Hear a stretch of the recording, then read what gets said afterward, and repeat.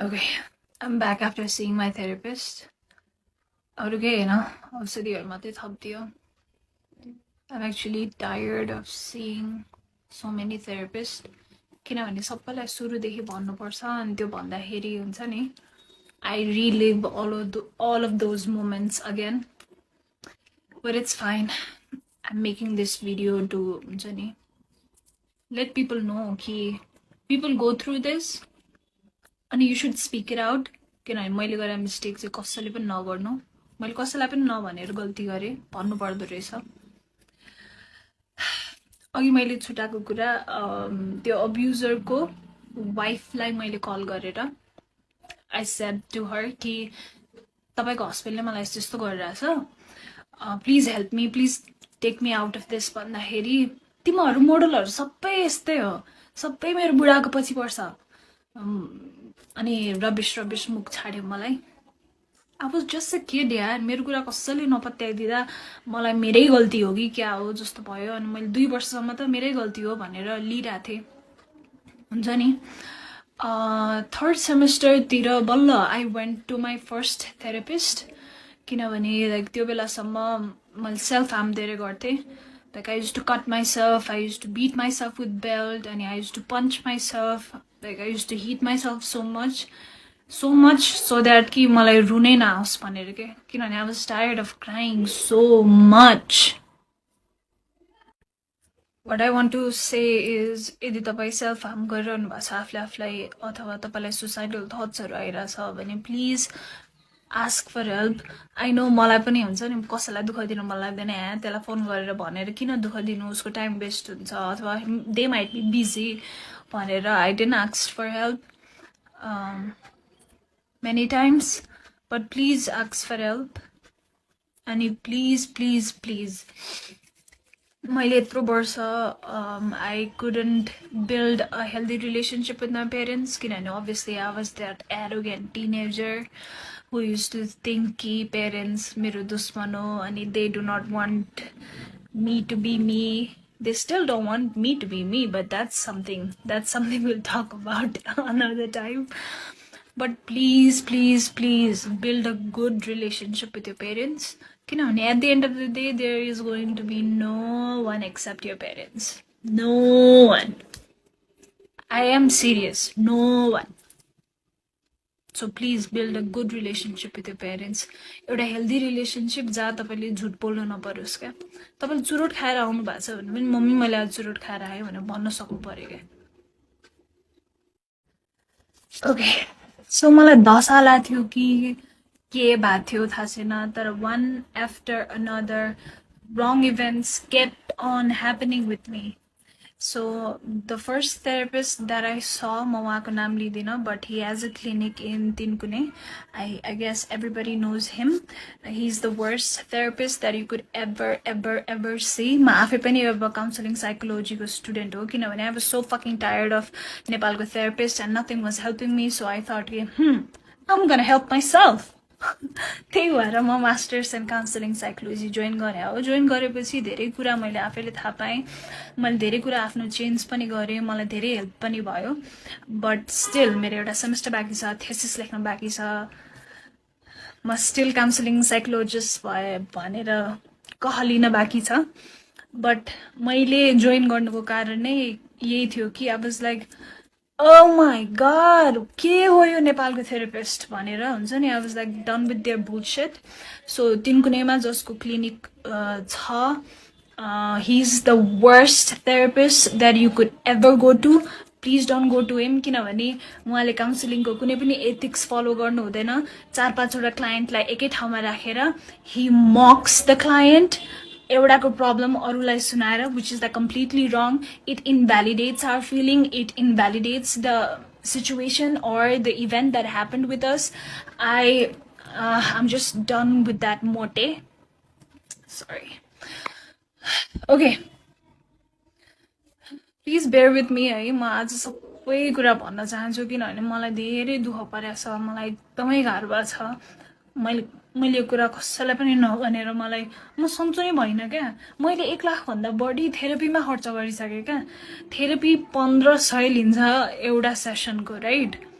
मैले 1 लाखभन्दा बढी थेरापीमा खर्च गरिसकेँ 70,000 त मैले सुसाइड गरेरै एकचोटिमा खर्च गरिसकेँ म लाइक भर्खरै आई अटेम्प्टेड सुसाइड र म नर्बिकबाट आएको हो I am not lying I can show you the bill 61 fucking thousand I could have gone for a trip more trip I could have gone to Bali my point is please don't please get help if you're not getting right help that means you are not wrong that means that person is not able to help you there is always someone who is able to help you so please मैले गरेर mistake नगर्नु मैले my recent suicide attempt was thankfully I am alive किनभने I don't know something happened something just switched inside of me. Okay, so coming back to my relationship part with that Mr. Tiwari, he was so abusive towards me and I used to like break up with him every single night because I want to get rid of him, but he would not allow me to. अहिले आएर मलाई यसो सोच्दाखेरि he might have narcissistic personality जस्तो लाग्छ, but I'm no one to like diagnose him.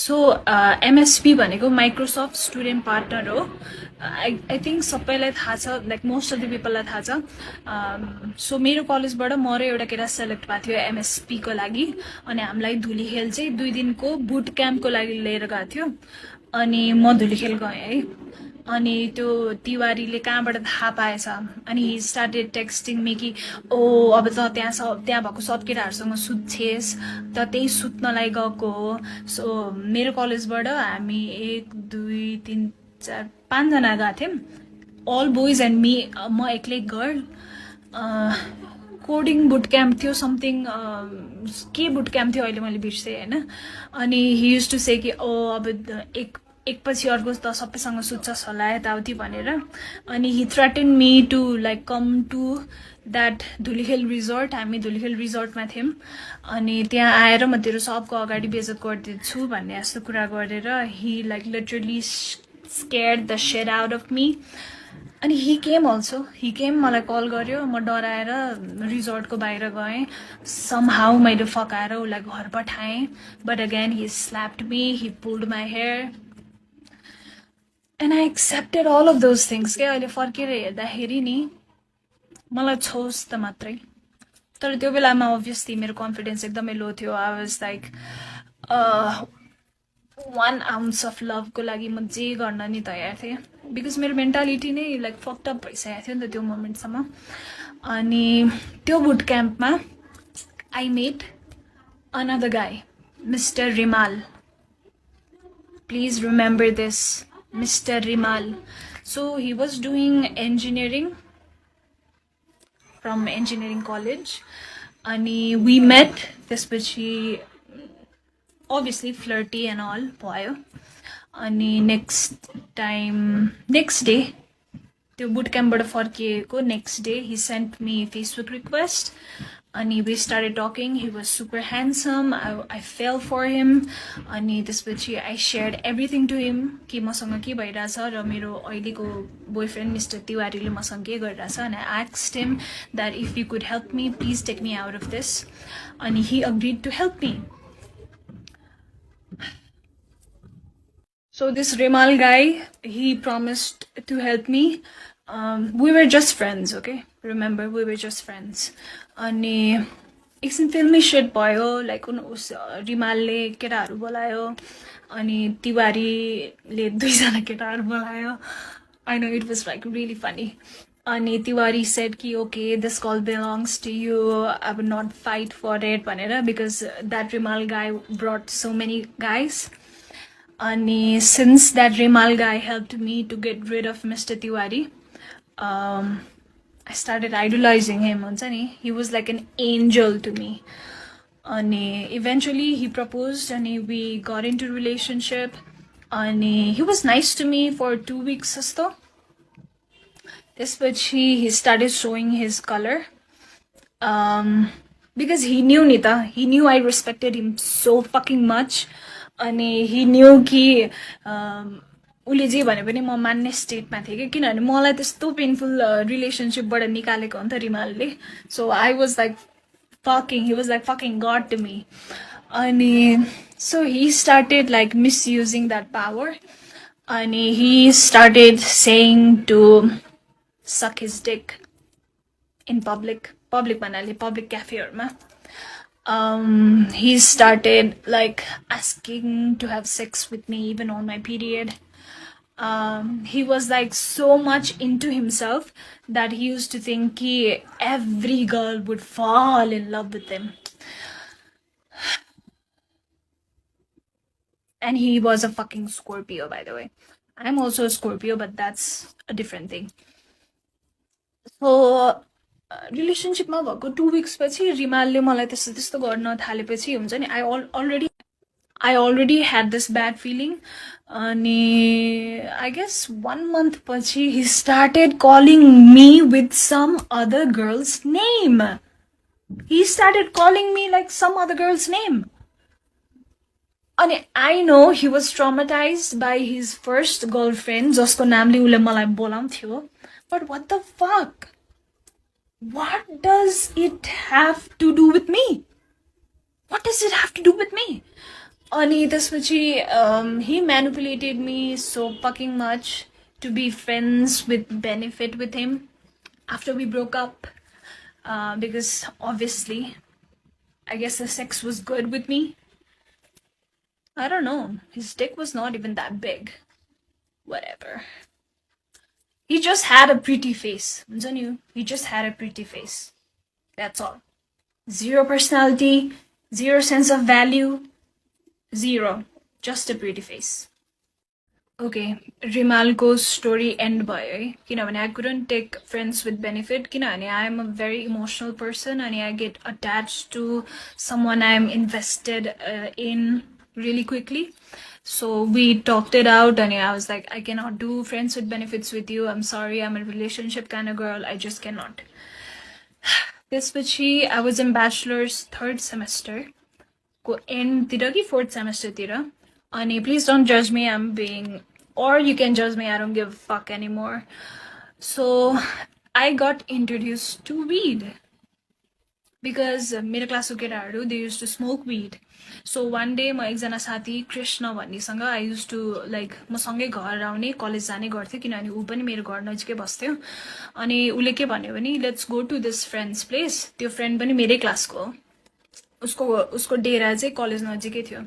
Let's go there, मेरो laptop त्यही छ, ल्यापटप लिएर अनि हामी फर्किमला भन्यो होइन. त्यहाँ जाँदा it was like total hot box, everybody was high.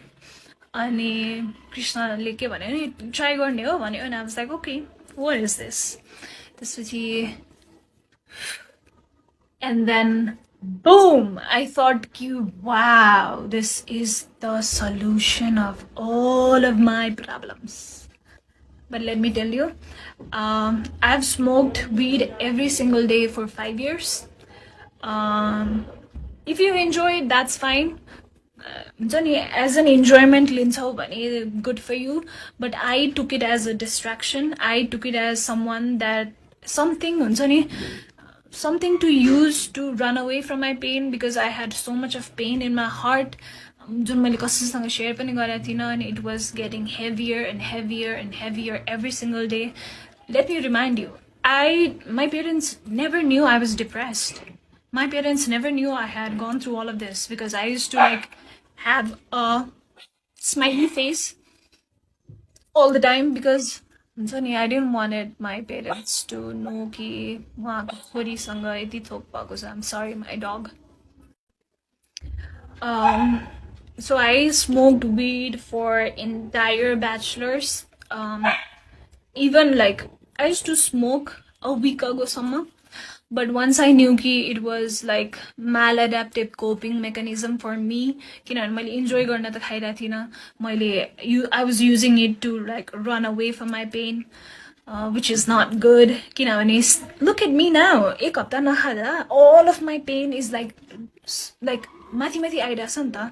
जुन मैले दबाउन खोजिरहेको थिएँ मेरो त्यो सबै पेनहरू आइरहेछ किनभने pain is like energy, you have to feel it रहेछ क्या. इफ यु आर थिङ्किङ नि कि यो सेक्सुअल अब्युज इन्टरटेनमेन्ट इन्डस्ट्रीमा मात्रै हुन्छ होला, इन्टरटेनमेन्ट इन्डस्ट्रीमा धेरै हुन्छ होला, but hear me out. So ब्याचलरको 7th सेमेस्टरमा मलाई इन्टर्नसिप गर्नु पर्थ्यो Oh, that's a different fucking story. 8th semester पछि SB Solution भन्ने 3 कुनेको office. I don't mind exposing these bastards. मसँग प्रुफ पनि छ है अहिले त्यो केटाको. Voice record. अनि उसको गर्लफ्रेन्डलाई हाई बिच. Okay, I'll share के भएको थियो. So SB Solutionमा म काम गर्थेँ एज अ कन्टेन्ट राइटर. अनि हामीलाई चाहिँ त्यहाँ त्यो अफिसको एभ्री स्टाफलाई 2 दिन वन जङ्गल लगाएको थियो फर आई डोन्ट नो रमाइलोको लागि होला business trip I don't know. अनि आई डोन्ट ड्रिङ्क किनभने मलाई अल्कोहल पस्दैन. मैले अलिकति मात्रै खाएँ भने पनि मलाई एकदम फिट्टु लाग्छ. त्यही भएर लाइक म ड्रिङ्क गर्दिनँ. But I use to smoke weed. अनि मैले आफ्नै विड लिएर गएको थिएँ. Everybody was smoking. Everybody were drinking. I was smoking एक्लै. त्यसपछि अलि बेलुका भएपछि केटीहरूले के भने सुस्मिता प्लिज अलिकति ड्रिङ्क खाऊ न please everybody is drinking please भने होइन. I was like okay. अनि अलिकति खाएँ. अलिकति खाने बित्तिकै मलाई लाग्यो है. त्यसपछि मैले धेरै खाएको छु क्या. खाएपछि बदका खाएँ के खाएँ. ककटेल भयो पेटमा. त्यसपछि मैले भमिट गरेँ. अनि मलाई 2जना केटाहरूले लगेर टेन्टमा सुताइदियो होइन. त्यो 2जना केटाहरूमध्ये एउटा केटाले मलाई समातेर लग्दैखेरि he didn't even grabbed me like this. He just put his hand inside of me. त्यसरी त मान्छेलाई समात्नु पर्दैन नि त.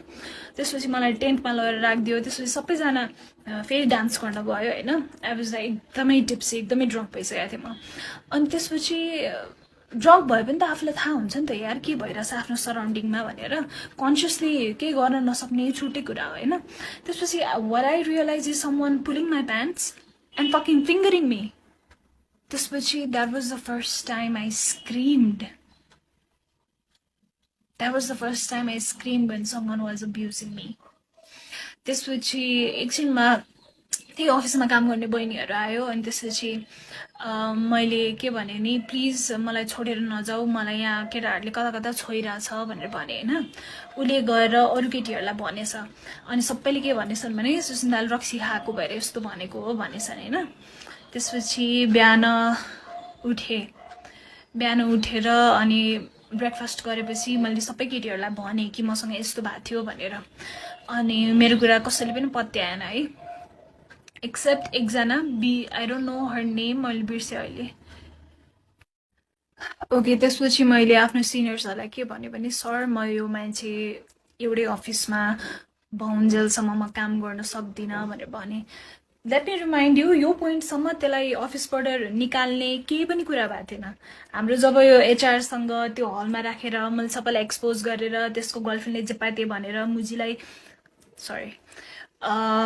सबै भइसकेपछि पनि नि नोबडी सेड कि उसलाई अफिसबाट निकाल्नुपर्छ. सो त्यो इन्सिडेन्ट पछि 2 दिनसम्म त्यो मुजी अफिस आयो क्या. Just imagine I am already a victim of sexual assault. Somebody fingered me without my consent and I have to work under him and I have to see त्यो मुजीको face every single day. So second day मा काम गर्दा गर्दै I break down. I started crying hysterically. सरसँग गएर मैले भने sir I cannot work like this. You have to take action. यदि कि त यसलाई निकाल्नुस् कि हुन्छ नि कि म यहाँ काम गर्न सक्दिनँ भनेर भने. You know what that organization did? And if you're watching this, all of you, I hope you have a daughter and I hope your daughter don't have to go through all of this. So the organization त्यो केटालाई later salary plus bonus plus एउटा souvenir gift त्यो पनि wrap गरेको along with सबैलाई personally भेटेर by भन्दै निकाले त्यसलाई राइट. त्यसपछि म अफिस फेरि जान थालेँ. अनि obviously I couldn't work in that environment. अनि मैले के भने सर म यहाँ काम गर्न सक्दिनँ. I'm really sorry. I'm quitting भनेर भने होइन. Wow, these motherfucking bastards. I wish I could like cut their dick and balls off and त्यसपछि make a shake and त्यसपछि हुन्छ नि मुख खोलेर तिनीहरूलाई नै हाल्दिन पाए पनि हुन्थ्यो. I wish. You know what that organization मैले जब सरमा काम गर्न सक्दिनँ प्लिज मेरो जति अहिलेसम्मको पेमेन्ट अहिलेसम्मको मेरो लेटर प्लिज रेडी गरिदिनु भन्दा they didn't give me any letter. They didn't give me my salary. म 2 हप्ता धाएँ for my salary. And they were like, we are not taking you. Sorry for what happened. We are not responsible.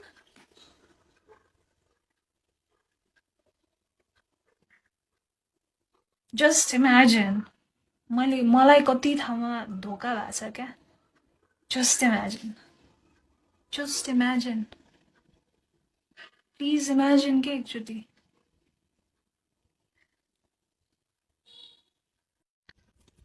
Your SB solution wala incident हुँदाखेरि I was in a relationship with a guy. Let's call him Mr. Yogi. मेरो first long-term relationship थियो यो. We were in a relationship for 1.5 years. This guy was along with me throughout my breakdowns. The office got exposed गर्दाखेरि. But one thing is all of these guys failed to save me. Every time, yaar. 2014 वाला इन्सिडेन्टमा पनि मलाई police case गर्नु मन थियो तर mister खड्काले के भन्यो नगर इज्जत जान्छ nobody will marry you my family won't accept you बवाल हुन्छ अनि यो एसपी सल्युसनको इन्सिडेन्टमा पनि my yogi boyfriend at that time was like police case नगर त्यो केटाको लाइफ बर्बाद हुन्छ he did a small fucking mistake. That's why I fucking left you, Thaza.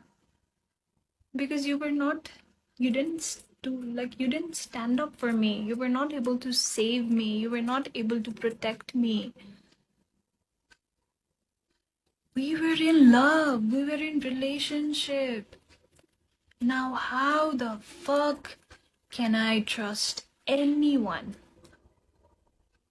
How the fuck can I trust anyone? I'm sorry to say, त्यही भएर मेरो कुनै पनि फ्रेन्डशिप स्टेबल छैन. I can't. Sorry, म ट्रस्टै गर्न सक्दिनँ. Because everybody I know, everybody I believed in turned their back on me when I needed them the most. And this yogi guy was so done with me after the SB office wala incident that he literally told me ki I wish I was single. That's why I let him go. That's what you do, right? That's what you fucking do. I'll never forget you, and I'll never forgive you. Especially Mr. Khadka and Mr. Yogi.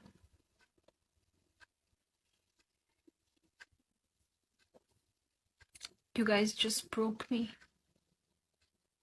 ठिक छ अरूबाट त मलाई expectations थिएन but you guys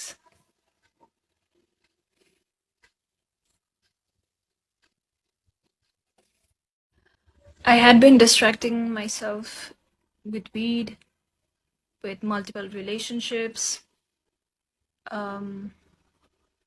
smoking every day and running, like jumping from one relationship to another. But distraction is not solution, Reza. Once I stopped distracting myself, there's a pain because that pain gets stored in your body in a form of energy, and that should be released in a form of energy. Because science, energy can neither be created nor be destroyed. It can be transferred from one form to another.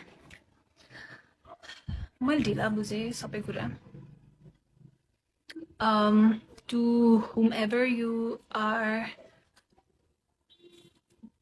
is watching this, if you're going through something, dealing with it, solution रहेछ, running away from it चाहिँ solution रहेन रहेछ.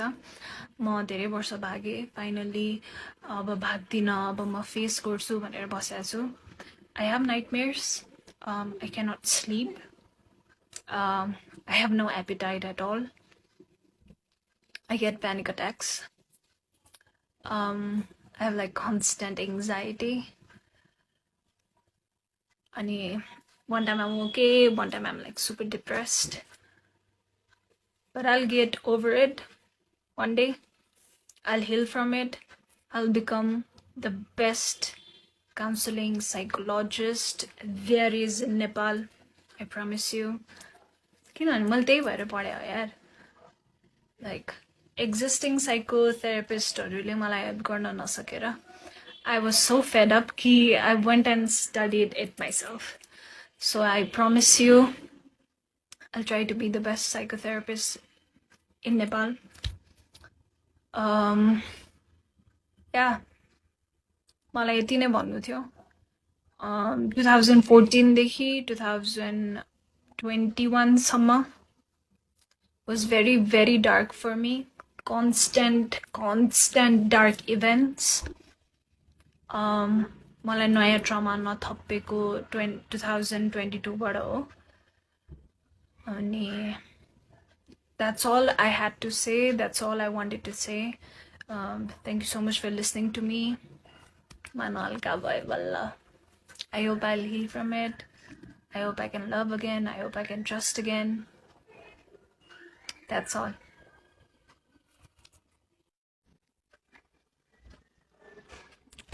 So she commented and then deleted it.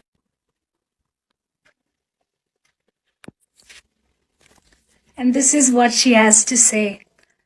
I'm sorry, I can't. I'm exposing it. That bitch was none other than Miss Malvika Subba. Ani winner was Nisha Pathak. Ani second runner-up was Archana Panthi. Duvejana, they didn't believe me, including this bitch. Your organizer ko naam was Manoj Pandey. He's like running model consultancy, whatever. I'm sorry, I'm done with this bullshit. Can you pause and read what she has to say? Fucking 33 years old bitch.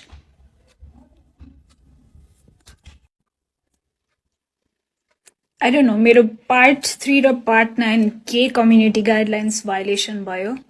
Fuck TikTok. So this was the message I sent to second runner-up.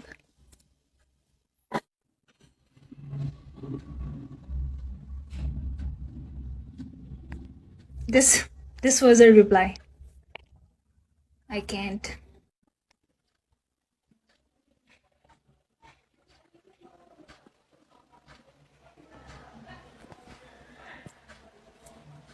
अनि मैले निशा पाठकलाई message गरेको छु. She hasn't replied. Please flood her Instagram DM or tag her, whatever you need to do, because that bitch need to answer me, because he was my friend throughout Miss Global International. Just remember, ule jitdakheri, u winner hudakheri, I went and kissed her. I was that friend. See, I'm done with these people. I'm just done. अब कुनै पनि legal team, if you want to, please contact me. Please tell me if this is enough evidence or not.